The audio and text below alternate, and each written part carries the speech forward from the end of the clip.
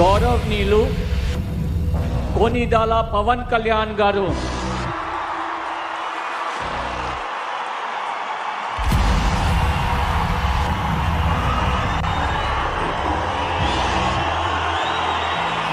నేను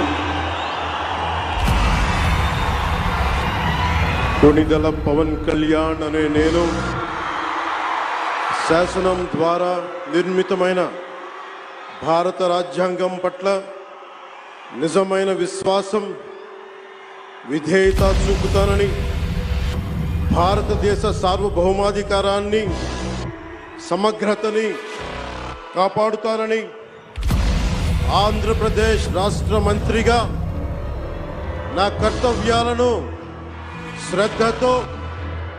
అంతఃకరణ శుద్ధితో నిర్వహిస్తానని భయం గాని